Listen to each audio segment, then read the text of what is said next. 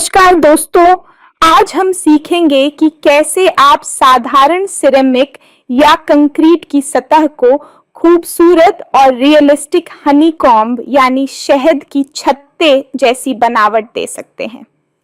Honeycomb tiles अपने ज्यामितीय pattern और मॉडर्न लुक के कारण किसी भी कमरे, दीवार या फर्श को बहुत ही स्टाइलिश और आकर्षक बनाते हैं।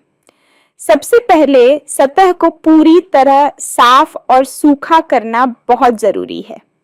सतह पर धूल, तेल या किसी भी तरह की गंदगी न होनी चाहिए, क्योंकि अगर सतह गंदी होगी तो रंग ठीक से चिपकेगा नहीं और हनीकॉम्ब पैटर्न सही तरीके से दिखाई नहीं देगा।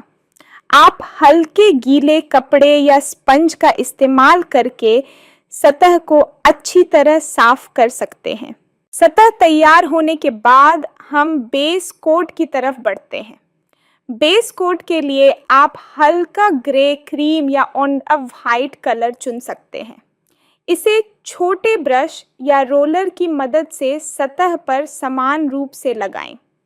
बेस कोट सतह के लिए आधार तैयार करता है और यह जरूरी है कि यह पतला और समान हो। अगर बेस कोट मोटा या असमान होगा तो अगली परत पर रंग और पैटर्न सही तरीके से काम नहीं करेगा। बेस कोट को सूखने में लगभग 30 से 40 मिनट लगते हैं, लेकिन कमरे के तापमान के अनुसार समय थोड़ा बदल सकता है। जब बेस कोट सूख जाए तब हम हनीकॉम्ब पैटर्न की तरफ बढ़ते हैं। इसके लिए आप स्टेंसिल टेप या फ्री हैंड ब्रश का इस्तेमाल कर सकते हैं। हनीकॉम्ब पैटर्न को सही और स्पष्ट बनाने के लिए स्ट्रेट लाइनर या टेप का इस्तेमाल करें। प्रत्येक हेक्सागोनल सेल को अलग अलग रंग देने के लिए आप dark yellow, mustard, orange, brown या अपने पसंद के रंग चुन सकते हैं। ध्यान रखें कि रंगों को संतुलित तरीके से लगाएं ताकि सतह पर एक सुंदर और नेचुरल विजुअल प्रभाव आए। इसके बाद हम डिटेलिंग स्टेप की तरफ बढ़ते हैं। हनीकॉम्ब टाइल्स के किनारों और जॉइंट्स को और अधिक रियलिस्टिक बनाने के लिए पतली ब्रश या स्पंज का इस्तेमाल करें। आप चाहें तो हल्का शेडिंग या हाइलाइट्स भी डाल सकते हैं, जिससे प्रत्येक सेल का आकार और बनावट और अधिक स्पष्ट दिखाई दे।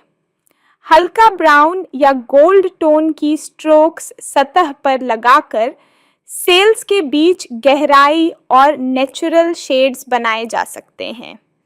यह स्टेप सतह को जीवंत और आकर्षक लुक देता है। यदि आप चाहें तो हल्का सैंडिंग पेपर लेकर सतह को हल्का रगड़ सकते हैं।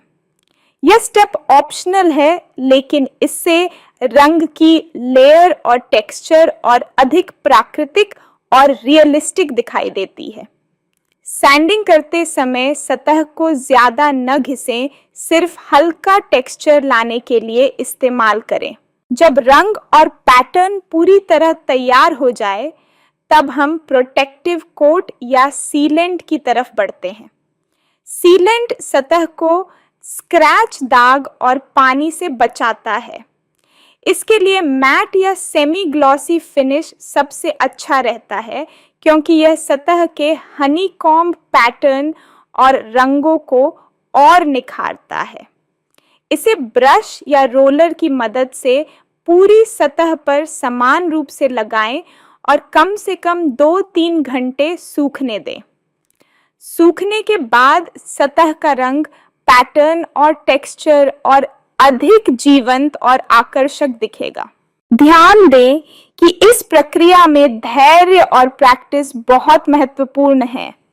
शुरुआती बार में पैटर्न और रंग पूरी तरह संतोषजनक नहीं हो सकता, लेकिन धीरे धीरे आप विभिन्न रंगों, ब्रश स्ट्रोक्स और टेक्सचर के साथ प्रयोग करके असली हनीकॉम्ब टाइल्स जैसा फिनिश पा सकते हैं।